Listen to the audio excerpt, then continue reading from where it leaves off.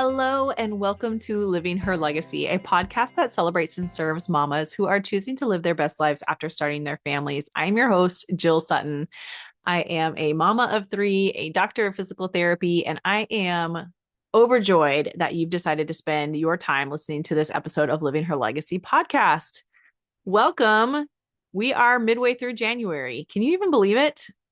If you are thinking, wow, I messed up already. I wanted to start this new year off strong and I've already messed up. I feel like just scrapping it, throwing in the towel. Let me just tell you, January 1st is not a magical day. It's not a magical day. You can start fresh every day. And one of the promises that I lean on is from God that says his mercies are new every morning. Thank goodness. Every morning you can start clean. You can choose what kind of day you're going to have. You can get in the word in the morning and start your mindset off right, knowing that God gives you grace and new mercies every single day. All right. If he's the one doing that, you should be able to do that for yourself too. We have been talking about ins and outs of the year, things that we want to do to better ourselves, things we want to omit from our lives to be less stressed, less busy. And if you've been listening this year, those are things that we've been going through. And hopefully you've been able to go back and listen to that Mel Robbins podcast episode I told you about, where she talks about having a time audit for the year. And it's super important, I feel like, to do that so that you kind of know where you're going. I told you that in 2024, my focus was on getting rid of things out of my life. I didn't want to add anything new to my life that year. It was just, I had already been doing so much and I just needed to kind of clean house and practice saying no and stop being so busy. And I did that. I did that in a lot of ways. This year, I actually am adding some things in, and we talked about just my brief list of my ins and outs last episode. And I didn't go into any detail, and it nearly killed me because I wanted to just talk all about why those are picked for me, how I'm going to approach those, why I want to work on those things. But I wanted to just give you kind of something to start your list on. And so today we are going to go through my outs for this year, even though I'm not doing all of them at once. Another thing I kind of touched on was it's great to have these goals, but if you have too many goals and you're trying to focus on all of them at once, it's just like near impossible. So I'm kind of working on a few each quarter. And I talked about those ones that I'm going to be working on this quarter, which I'll go into a couple of them in detail this time around. And maybe I should go into just those ones this time around. So scrap my plan. We're going to just go into the ones that I'm working on this actual quarter one of 2025. So those things are decluttering with a plan, increasing my walking because we're heading to Disney World, not impulse buying. And then coinciding with that is I'm starting to budget again. I haven't budgeted in a while formally. And lastly, getting to church in person. So let's talk about those things. Let's talk about impulse buying, why that's one of those things that I'm going to work on. I can say to date, other than groceries and necessities, I have not made a single frivolous purchase. And it's something I wrestle with daily. When I drop off Esme, right around the block is Starbucks. And I don't go to Starbucks often, but during the winter season, when it's cold, I want a coffee. I want a warm, foamy latte. I want it. So number one is impulse buying. I'm getting rid of impulse buying. Right before Arlo was born, she was born in 2017. So 2016, we went on a debt-free journey. I had carried over a ton of debt from school loans, and it took us probably almost 2 years to get out of debt. And about a few months before she was born, we flew to Nashville and we were on the Dave Ramsey show. And we did our debt-free scream on air where we had paid off all of our debts. And I was budgeting like a champ then. It was a practice. I knew what I was doing. It was easy for me. I had it all written out. I have gotten away from that. I need to get back to that. There's actually a Dave Ramsey quote. So if you're thinking about impulse buying, there's a Dave Ramsey quote that says, you're wasting $5,000 a year if you spend $13.70 a day on things you don't need. $13.70 a day. Not often do I make a purchase every single day, but when I make an Amazon purchase, let's say I grab a few things, that cart is easily $80 by the end of the week. So there's my 1370. It is not hard to spend $14 a day. It is not hard. An extra $5,000 a year you could be saving by cutting out some of this frivolous spending. So that is why I want to get rid of impulse buying. Budgeting sounds like a dirty word, right? Nobody wants to hear budgeting. But let me tell you, it's actually way more freeing and eye-opening when you start to budget. I didn't know how to budget. I had no idea. I did not. I mean, that's embarrassing to say. We were like a year or two into being married, and I was like, I didn't know how to do a budget. But taking the Dave Ramsey class, I learned so much on the basic necessity, your four walls. You need to pay your lights, you need to pay your water, you need to pay your property tax or your mortgage. Those things have to pay for, right? For me, it's daycare, food, those things. We can't like not have those things. So those need to go on the list, obviously. And then from there, the first 3 months of budgeting, if you've never budgeted before, this is the advice that we were given through the Dave Ramsey plan. The first 3 months of budgeting should just be documenting where your money's going, writing it down. You can look up some free budget sheets on his website. I could create a few cute ones and put them up on my site if you want to download them, but figure out where your money's going those first 3 months. And then from there, start tweaking things a little bit at a time, right? Oh my gosh, we're spending $300 a month in restaurants. That might be low for some of you guys. $300 a month in eating out. Oh my goodness, we're spending $1,200 a month in food. This is insane. Now I know inflation is killing us right now. We have to make a lot of different choices. We might not be buying organic anymore, or we might be putting things back instead of being able to make those purchases in the grocery store.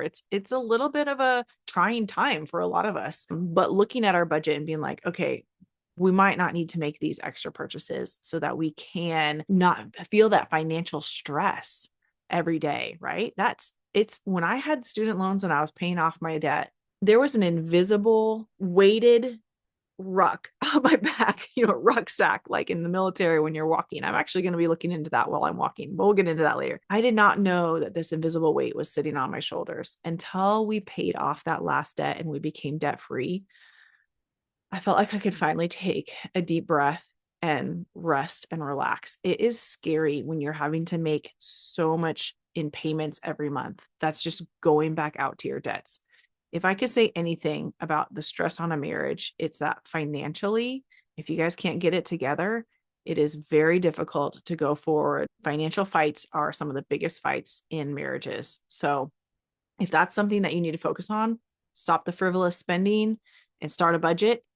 I encourage you to do that. Okay, so those are like kind of the first two that kind of go hand in hand for me that I'm working on this year. The next one, oh yeah, increasing my walking. So this is kind of a fun one.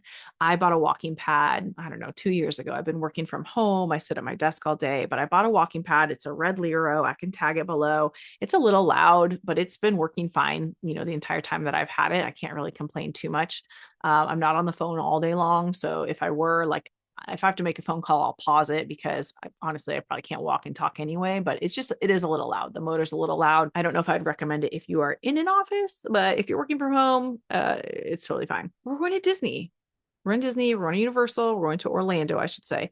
During my leave, I would maybe walk here and there and for exercise and stuff, but I was averaging maybe 3,000 steps a day. When you go to Disney World, you can be almost to like 30,000 steps in a day. It's insane. And so one of the things I wanted to do for myself is get more steps in every day. And I'm starting kind of like a walking plan and making sure that I'm getting like anywhere from 30 minutes to an hour of walking in on my walking pad during the day. It's freezing outside right now, so I'm not walking outside. My face and skin could not handle that. I would love to, but I'm not going to put my body through that stress just to get the steps in outside. As I'm walking, I can tell when I increase my time, I lose some of that core control that I've been working on. Again, I'm postpartum. And I can tell at the end of like the hour walk that my back's a little bit sore. So I'm working on all of that first. I'm going to give myself a few weeks to kind of continue building up my core strength, building up my endurance walking. And then I'm probably am going to be purchasing a weighted vest to just really get a good calorie burn while I'm walking. So again, I'm kind of putting together a little bit of like a, I don't know, 3 to 4 day a week walking plan. So if you are planning on going to Disney or Universal or someplace where you're going to be walking a lot, maybe you're going to Europe, this would help you increase your steps from like starting from square one, zero to being able to do like 15 to 20,000 steps in a day and not be like just dead dog tired at the end of the day. So that is another thing that I'm working on this year is increasing my walking. Walking is great for you. It's not as stressful on your body. If you're someone who's trying to lose weight, I know a lot of times it's like cardio, cardio, cardio. Like we will always preach that. That's not always the case. Sometimes walking and being kind to your body and working on your nutrition and pairing those together. Obviously, they say a balanced diet and working out is really the best way to change your body composition. I'm not going to say lose weight because a lot of times you go up in weight because you're building muscle and that weighs more than fat. So oftentimes when you're doing a workout program, yeah, the scale isn't going to change, but your body composition will. All right. And what's my last thing that I'm working on this year? Oh, getting to church. That's that we just got to figure out when we're going to do that because we've typically been spending our weekends watching church online and working on our house. If you don't know, we have been adding on to our house since before Esme was born. And it's just been a slow little process. It's actually been really good for us financially because we've been able to cash flow the whole thing. We haven't had to take out any type of loan for it. But it's been taking up a lot of our weekends and a lot of our time instead of getting into the church building and building our church family. We've been at home kind of hunkered down. So I'm ready to get back into the building. We are going to work on that.